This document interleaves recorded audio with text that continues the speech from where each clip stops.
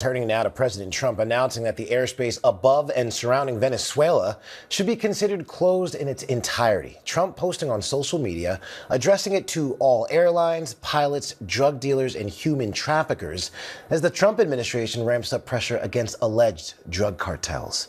ABC News senior White House correspondent Selena Wang has the details. Yeah, President Trump is declaring the airspace above and around Venezuela closed in its entirety, addressing his post today to quote all airlines, pilots, drug dealers, and human traffickers. But Trump has offered no details on what that means, what kind of U.S. action could follow. But this week, during a call with service members on Thanksgiving, the president suggested that land operations against drug traffickers in Venezuela could be, quote, very soon. All of this coming just days after the FAA warned major airlines of a potentially hazardous situation over Venezuela, pointing to worsening security conditions and Okay, so I need you to stop what you are doing and pay attention because President Trump just made two absolutely massive announcements over the weekend that have shocked even some of his most loyal supporters. First, he declared that the airspace above and surrounding Venezuela is now closed in its entirety. He is literally telling airlines and pilots and anyone else not to fly near an entire country.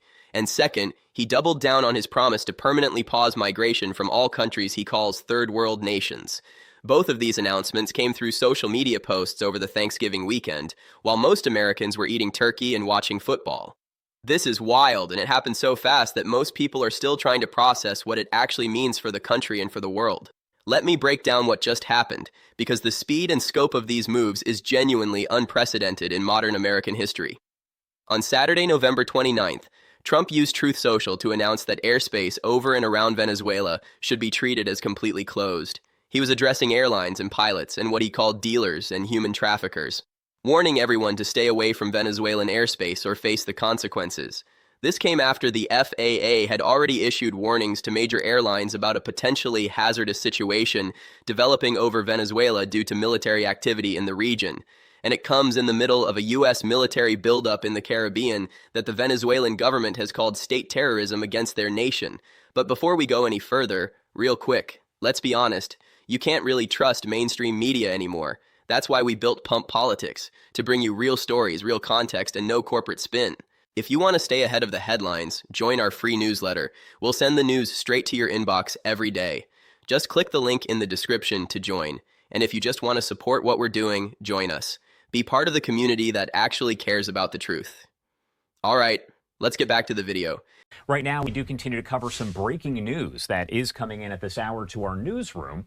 President Trump telling airlines this morning to consider the airspace above Venezuela closed. He posted this right here on Truth Social saying, quote, to all airlines, pilots, drug dealers, and human traffickers, please consider the airspace above and surrounding Venezuela to be closed in its entirety. He adds, of course, thank you for your attention to this matter. The president's comments coming about a week after the Federal Aviation Administration, that's the FAA, warned airlines about flying over Venezuela. The FAA issuing a notice urging airlines to, quote, exercise caution due to the, quote, potentially hazardous situation in that region. Want to pop up one of the live images that we do have right here. This is a live look over the White House. Now, the FAA advisory in part read, quote, think about that for a second and let it sink in. The President of the United States just declared the airspace around another sovereign nation closed. Not American airspace, but Venezuelan airspace. This is the kind of move you see right before military action begins. This is the kind of announcement that sends diplomats scrambling and markets into chaos as everyone tries to figure out what is actually happening. And Trump did it with a social media post on a holiday weekend like he was sharing his thoughts about a football game rather than potentially starting a military confrontation in the Caribbean. But the Venezuela announcement is only half of what happened this weekend. And the other half might be even more consequential for millions of people living in America right now who are suddenly unsure about their future. Just a day or two before the airspace declaration, Trump posted that he would permanently pause migration from all third world countries to allow the U.S. system to fully recover from what he considers damage done by previous administrations. He blamed immigration for the tragic killing of a National Guard member near the White House earlier in the week, and then he went even further, threatening to revoke millions of admissions that were granted under Joe Biden and saying he would expel anyone he considers not a net asset or not compatible with Western civilization. Can you believe this? The president is now talking about deporting people based on whether he personally thinks they are compatible with Western civilization. What does that even mean in practice? Who decides what compatible means and what criteria do they use? This is incredibly vague language that could be used to justify mass deportations of people who have done nothing wrong and followed all the rules to come here legally. Come on. This should alarm everyone regardless of where you stand on immigration policy because the vagueness is clearly intentional. And here is what makes this even more shocking. These are not just words on social media that get forgotten by the next news cycle. Within hours of Trump's posts, real policy changes started happening across the federal government. U.S. authorities halted all asylum decisions nationwide, leaving thousands of people in limbo. They paused visas for Afghan passport holders who had been promised protection after helping American forces during the war. Immigration officials launched a review of green card holders from at least 19 countries to look for reasons to revoke their legal status. Trump's social media posts are turning into sweeping policy shifts that affect thousands of people in real time. The combination of these two announcements, closing Venezuelan airspace and permanently banning migration from developing countries, tells you exactly what kind of weekend we just had and where things are heading. Trump is escalating on multiple fronts simultaneously without any apparent coordination or deliberation. He is mixing hardline immigration crackdowns with mounting tensions in the Caribbean. He is projecting what he considers toughness while leaving allies confused and critics alarmed about what comes next and whether anyone can stop him.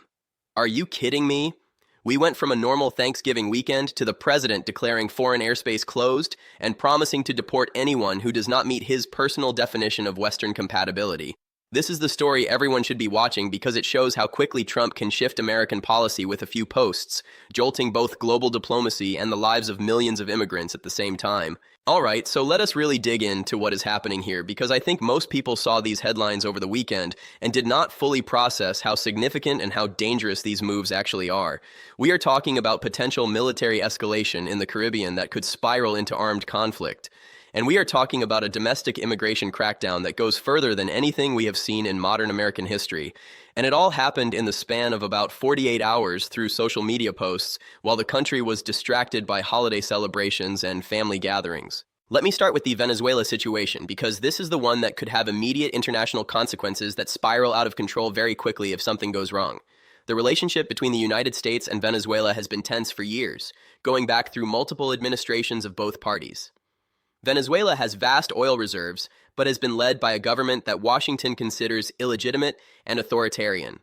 There have been sanctions and diplomatic standoffs and proxy conflicts playing out across Latin America for a long time now. But what Trump did this weekend takes things to a completely different level that we have not seen before in this ongoing confrontation. Declaring that airspace above and surrounding another country is closed, that is an extraordinary assertion of power that goes beyond normal diplomacy. The United States does not actually control Venezuelan airspace. That belongs to Venezuela as a sovereign nation with its own government and its own territory.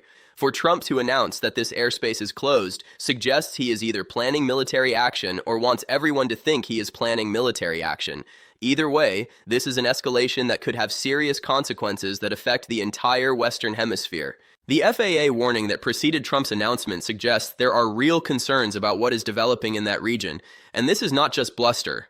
The military buildup in the Caribbean that Venezuela has complained about is apparently real and ongoing. And now the president is publicly warning airlines and pilots to stay away from the area like he is clearing the airspace before something happens. If you were trying to signal that military strikes are coming, this is exactly what it would look like. Every military expert watching this situation understands what these signals mean. Venezuela has called this state terrorism.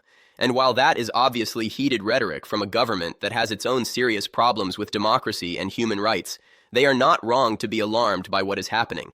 When the President of the United States starts declaring your airspace closed and building up military forces in your region, that is a genuine threat to your national security that any government would take seriously. And other countries in Latin America and the Caribbean are watching nervously to see what comes next and whether they might get pulled into a conflict. Now let me shift to the immigration announcements because this is where the impact on everyday people becomes most concrete and most immediate for millions of families across America. Trump's promise to permanently pause migration from all third world countries is vague by design, but reports suggest it could affect people from broad swaths of Asia and Africa and Latin America and the Caribbean. We are potentially talking about hundreds of millions of people around the world who would be completely barred from coming to America under any circumstances, regardless of their individual qualifications or circumstances. And it is not just about stopping new immigration. Trump is also talking about going after people who are already here legally with green cards and established lives. He mentioned reviewing millions of admissions from the Biden era to find problems. He talked about revoking green cards from people who have been here for years. He threatened to deport anyone he considers not a net asset or not compatible with Western civilization. These are existing legal residents, people with jobs and families and homes and children in American schools who could have their status revoked based on criteria that nobody can clearly define. The phrase not compatible with Western civilization is doing a lot of work in these announcements and should worry everyone who cares about due process and equal treatment under the law. What does compatible mean in practice? Who decides whether someone meets that standard? Is it based on religion or country of origin or political views or cultural practices or something else entirely? Trump has not explained, and that vagueness is part of the point. It gives the administration maximum flexibility to target whoever they want, while claiming they are just enforcing neutral standards that apply equally to everyone. Immigration officials have already launched a review of green card holders from at least 19 countries that have been designated as high risk or problematic. They have not publicly listed all the countries being targeted, but reporting suggests they are focused on nations Trump considers sources of terrorism or cultural incompatibility. If you came here legally from one of those countries and you have been living and working in America and paying taxes and following all the rules for years, you could still find yourself facing deportation because the government decided to take another look at your case long after it was approved. The asylum freeze is another piece of this that is affecting people right now in real time as we speak. All asylum decisions have been halted nationwide with no clear timeline for when they might resume. That means people who fled violence and persecution and applied for protection through the legal system are now stuck in limbo with no idea when or if their cases will be resolved. Some of these people have been waiting years already for their day in court. Now they have to wait even longer. And some of them may never get a decision if Trump's permanent pause becomes actual permanent policy. The Afghan visa pause is particularly painful given the promises America made to people who risked their lives helping U.S. forces during the 20-year war. We told Afghan interpreters and allies that we would protect them and their families if they helped us fight the Taliban. Now people holding Afghan passports are having their visas paused while the administration reviews whether they should be allowed to travel to America at all. These are people who put targets on their backs to help American soldiers, and now they are being treated as potential threats rather than allies who earned our protection. All of this is happening with incredible speed, driven by social media posts rather than careful policy development through the normal channels of government. Trump posts something on Truth Social, and within hours, federal agencies are implementing sweeping changes that affect thousands of lives. There is no deliberation or impact assessment. There is no congressional input or notification. There is no public comment period. Just presidential decree followed by immediate enforcement by agencies scrambling to figure out what he actually wants them to do. Okay, so let us break this down into what it actually means and what we should be watching for as these policies get implemented and challenged in the coming days and weeks. Because this weekend's announcements are not just words. They are triggering real actions that will affect real people and could reshape both American immigration policy and our position in the Western Hemisphere for years to come. Point number 1. The Venezuela airspace announcement signals a serious escalation that could lead to military conflict in the Caribbean if things continue in this direction and something goes wrong. When a president declares foreign airspace closed and warns everyone to stay away, that is not normal diplomatic posturing or negotiating tactics. That is the kind of thing you do when you are preparing for military action or want adversaries to believe you are preparing for military action. Either way, it is dangerous because miscalculations in these situations can lead to shooting wars that nobody planned. The military buildup in the region is real, according to multiple reports and Venezuelan government statements that have been tracking American movements. American forces are positioning themselves in ways that suggest contingency planning for some kind of operation against Venezuelan targets. Whether that operation is actually coming, or whether this is all designed to pressure the Venezuelan government into concessions, nobody outside the inner circle really knows for sure. But the public signals are extremely aggressive, and other countries in the region are right to be concerned about what happens next. Compare this to other Trump foreign policy flashpoints, and you see a familiar pattern that has emerged over 2 terms in office. Sudden announcements on social media that catch everyone off guard. Escalating rhetoric that shocks allies and adversaries alike. Markets and diplomats scrambling to figure out what is actually happening and what it means. We saw this with Iran when tensions nearly led to war. We saw it with North Korea during the fire and fury period. We saw it with Syria when strikes happened after tweets. Trump operates by creating chaos and then claiming credit for whatever outcome emerges from the confusion. The question is whether this approach works with Venezuela or whether it spirals into actual conflict. Point number 2. The third world migration ban is the most sweeping immigration restriction in modern American history, and it will face immediate legal challenges from multiple directions.